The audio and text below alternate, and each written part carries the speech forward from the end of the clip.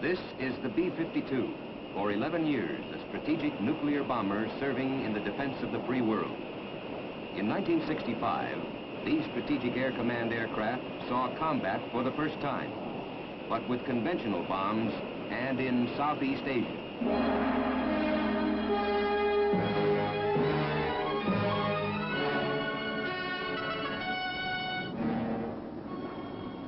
One morning I was called up real early to come out and reported the alert pad. I kissed my wife goodbye about 8 o'clock in the morning. I says, "I'll see you at noon, honey." And it was in May before I saw her again. I saw the coastline of Vietnam on the radar, and it's not much different from coasting into San Francisco. It looks different on the radar, but aside from the apprehension of the first mission, well, it's just another navigational problem. The actual delivery is no different from the nuclear training atmosphere that we have developed over the years, where we have continually practiced through the use of radar bomb scoring sights and a tone, the delivery of a nuclear weapon. Of course, the bombs are much less explosive in that it takes 30 airplanes to do the job of what perhaps one airplane could do otherwise. Around coast in was when I started to worry, being charged with the defense of the airplane. Always looking for somebody shooting at us. As far as the gunners are concerned, we trained quite a bit for shooting down airplanes, and we had a pretty good view of seeing the bombs go off. And the first time, it was really something to see. Any second now, they'll be coming out, and it's a good morning greeting to the Viet Cong for the B-52. Well, we were dropping a tremendous amount of bombs out of each and every aircraft. And up until this time, a lot of us never had seen a bomb go off before. As a bombardier, to me, the most rewarding type of mission were those that we flew in close support of the troops.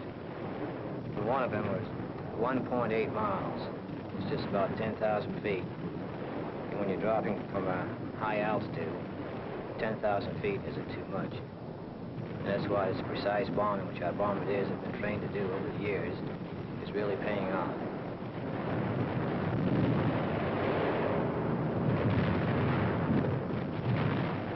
The missions were flown any time of the day or night, and I would say the average number of hours a crew put in on each mission was from 20 to 24 hours.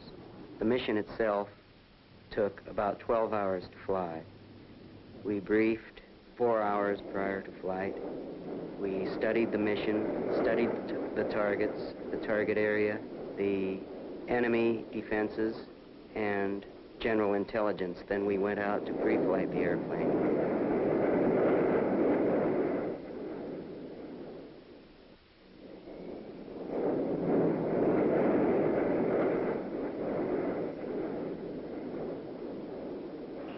After you land, you turn off the runway there, and you'll be, this plane will be deploying it or jettisoning its chute, and then the ground crewmen will move in and pick it up, put it on their cart, and take it in for repacking for use on the next flight going out. You can see these guys are really moving fast here, too, because another plane will be turning off the active runway and turning on its taxiway here, and the area has to be cleared or it will hold up the whole stream.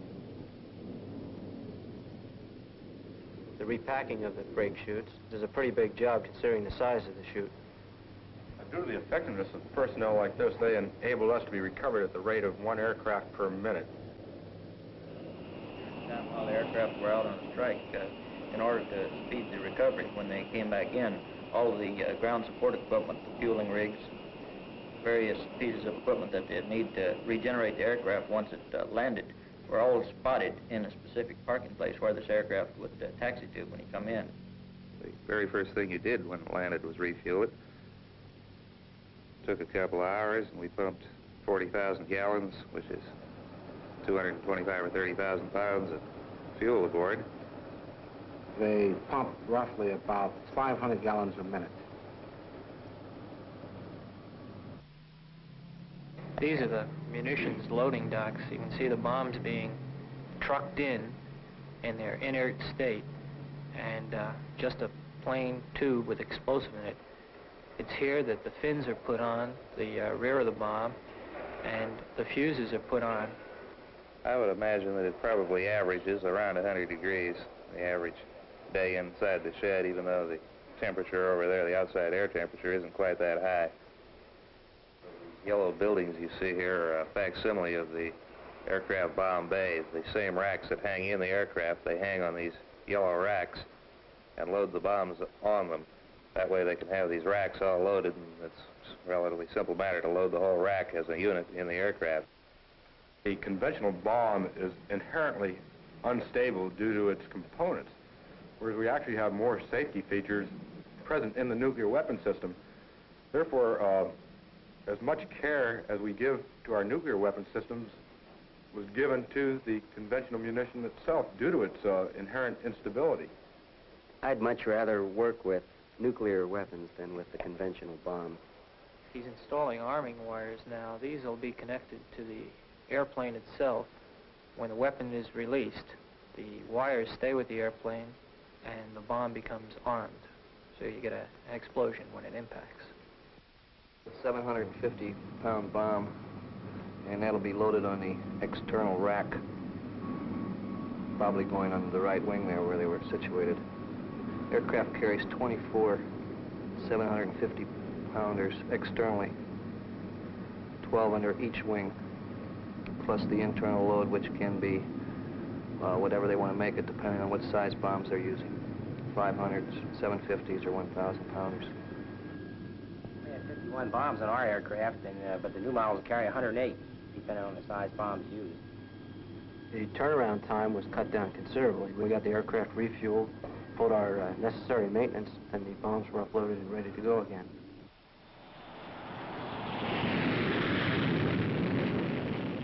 The crew has a 12-hour flight in front of them. It's going to be a long, hard 12 hours. It looks like it'll be nighttime in about an hour and a half or 2 hours. These crews flying these airplanes will be up there, eyes wide open, knowing they have a responsible job to perform, and they'll do it in a very professional manner. Many aircraft could go out as the mission dictated. I've seen as many as 30 go out, or as few as they wanted to go out. And that many would be coming back in, we hope.